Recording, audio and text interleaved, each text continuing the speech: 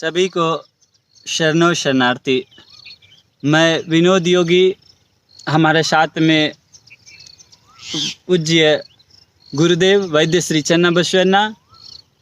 आज हम गुरुजी से रिक्वेस्ट कर रहे हैं कि शरीर में जो खून का कमी है वो कैसे दूर हो, क्या खाएं क्या ना खाएं, क्या खाने से जल्दी ब्लड बन जाता है शरीर में, उसके बारे में थोड़ा चर्चा करिए गुरुजी। खून का कमी आजकल हमारा देश में ऐसा मरीज बहुत मिल रहा है, क्योंकि हमारा देश में बहुत अच्छा चीज़ खाने वालों को भी डिफिशिएंसी है, जो खाने के लिए नहीं मिलता है उसको भी डिफिशिएंसी है। जो अच्छा खाता है उसको पचा नहीं पाते, इसलिए उसको डिफिशिएंसी है। जो नहीं खाते उसको डेफिशिएंसी तो रहता ही है। तो सबको डेफिशिएंसी है।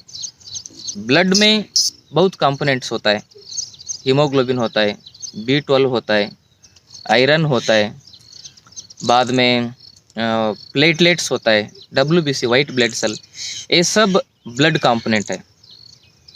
इन सब का कमी का वजह से हमको बहुत सारा बीमारी होता है, अनीमिया और TB, और उसके बाद में हेपेटाइटिस होता है खून का कमी का वजह से। हार्ट अटैक बीमारी भी खून का कमी का वजह से होता है। और आदमी को जो है नर्वस डिसऑर्डर आता है, नर्व्स का प्रॉब्लम आता है, ये सब खून का कमी का वजह से ही होता है। और बहुत सारा बीमारी है खून का कमी के वजह से होने वाला। तो मुख्य रूप से हीमोफीलिया भी होता है, खून रुकता ही नहीं, बहते रहता है। थैलेसीमिया एक बीमारी है, उसमें खून बनता ही नहीं, बोन मैरो में खून बनता है तो उसका बोन मैरो ही ठीक नहीं रहता है। ये सब खून का रिलेटेड बीमारी। तो हमने अभी उसका समाधान देखेंगे। ये जो हमारा खून का कमी है, इसका मुख्य कारण हमने समझना चाहिए। इसका मुख्य कारण जो है अपचन।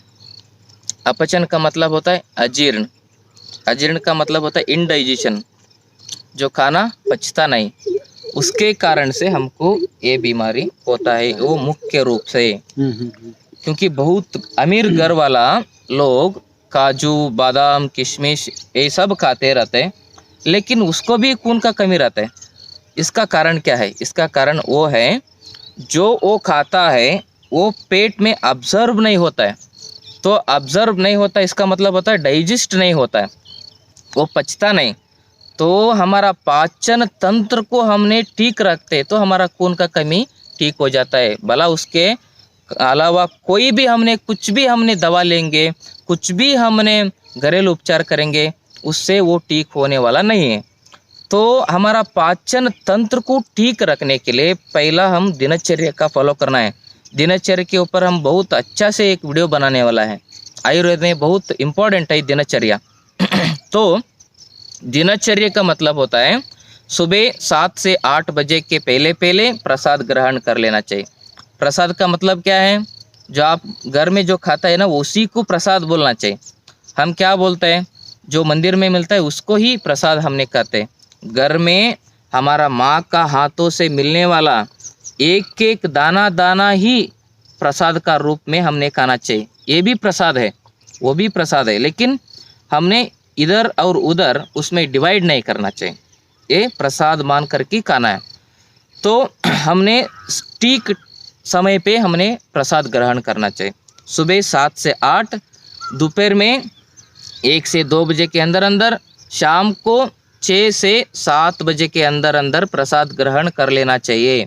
मैक्सिमम 5 से 6 बजे के अंदर कर दिया तो बहुत अच्छा है, लेकिन ऐसा हमको कुछ प्रॉब्लम है तो ऐसा करने के लिए व्यवस्था नहीं है तो 6 से 7 बजे के अंदर प्रसाद ग्रहण करना चाहिए। प्रसाद ग्रहण करने के बाद कम से कम 2-3 घंटे जगना चाहिए। प्रसाद ग्रहण करते ही हमने तुरंत नहीं सोना है, इससे हमारा डाइजेस्टिव सिस्टम इम्बैलेंस होता है। तो ये एक बात हो गया। और दूसरा चीज़ क्या है, जो भी हम खाते हैं उसको चबा चबा के खाना चाहिए।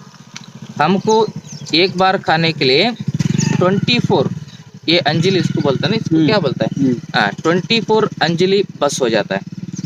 24 अंजलि बार हम खा लेंगे तो 24 बार इतना खा लेंगे तो हम के लिए बस।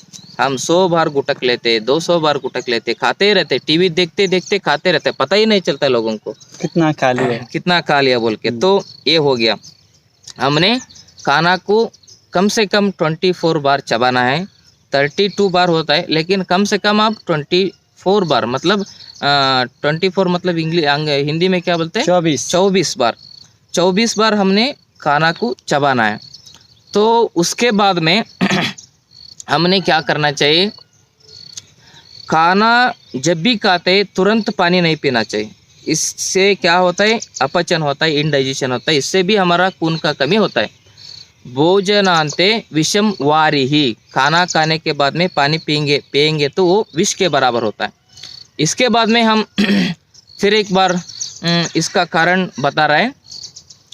ये जो खून का कमी होता है इसका मूल कारण होता है, और एक कारण होता है हमारा अपचन के बाद में कॉन्स्टिपेशन। कॉन्स्टिपेशन को क्या बोलता है हिंदी में, कॉन्स्टिपेशन को मलबद्धता। जो मल है वो ठीक से हमारा अंदर से नहीं निकल जाता है, पूरा छोटी आंत बड़ी आंत में पूरा स्टोर रहता है। बड़ी आंत में तो पूरा मल पूरा उधर ही स्टोर रहता है।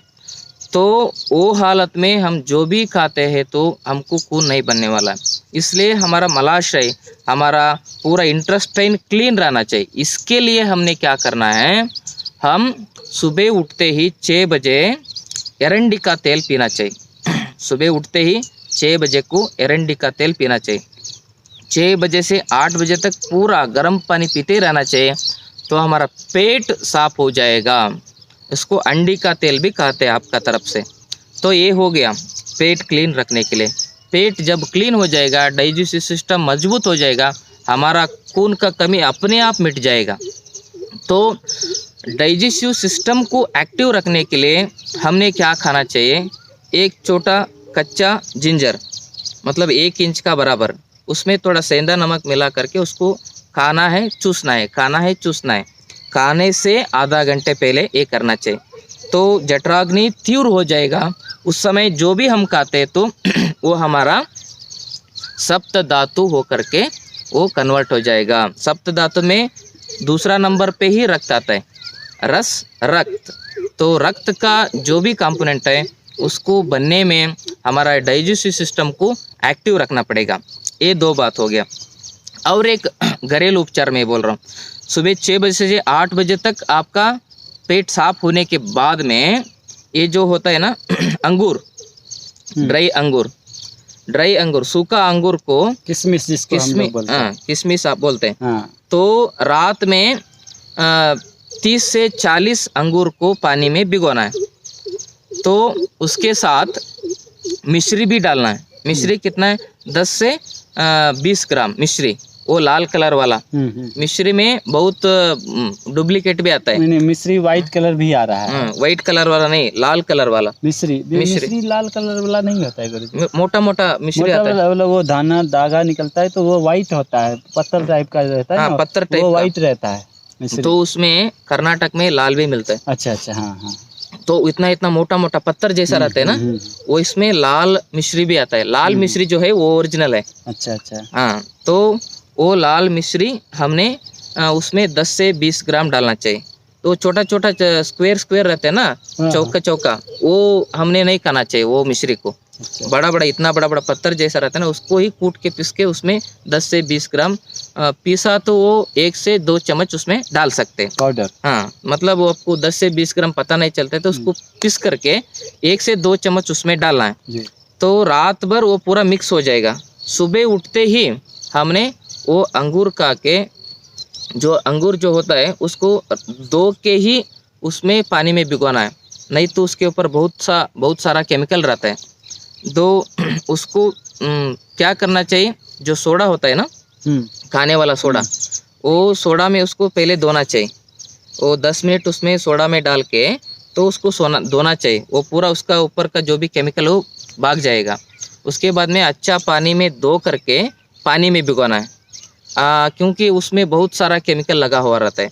तो मिश्री और वो अंगूर रात में भिगो दिया होता है ना, सुबह उठते ही वो पानी पीना चाहिए। हम इतना शुद्धिकरण क्यों बोला, क्योंकि वो सब जो भिगा हुआ होता है ना, वो पानी में भी औषधि गुण निकलता है, तो उसके ऊपर केमिकल रहते हैं, तो वो केमिकल का स्वभाव और जो औषधि स्वभाव दोनों मिल करके कुछ भी पैदा नहीं होता है। इसलिए उसको धो के रखने के लिए हमने बोल दिया। तो वो पानी के साथ उसको खाना चाहिए, पहले उसको खाना चाहिए, बाद में पानी पीना चाहिए। और एक बात है, दोपहर में और शाम को जो कड़ी पत्ता रहता है वो 6 से 10 पत्ता खाना चाहिए। अगर इतना ही कर लेंगे तो 1 महीने के अंदर अंदर हमारा खून का सभी प्रॉब्लम 1 महीने के अंदर अंदर ही ठीक होने वाला है। हमने बहुत लोगों को करके देखा। अगर इससे भी नहीं होता है तो इसके लिए कुछ पंचकर्मा का ट्रीटमेंट होना पड़ता है, इसके लिए कुछ आयुर्वेदिक का दवा होना पड़ता है। तो इससे नहीं होगा तो आप हमसे संपर्क कर सकते हैं।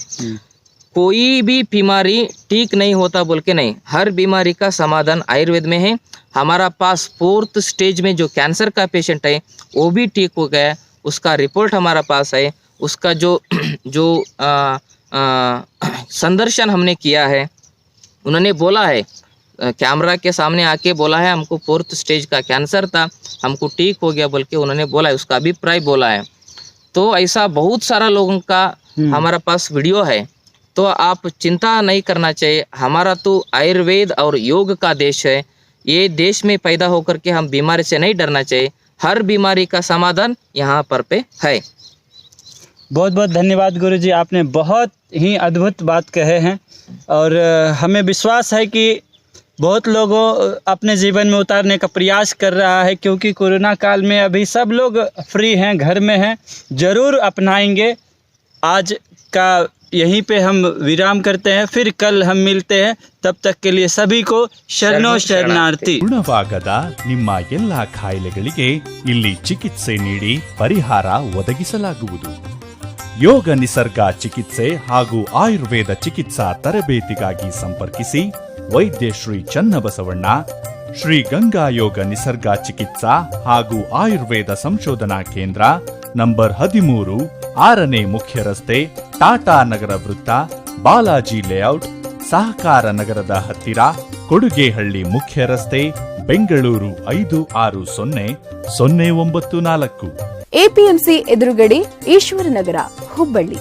ದೂರವಾಣಿ ಸಂಖ್ಯೆ 92920277973 ಅಥವಾ 733-761-8850.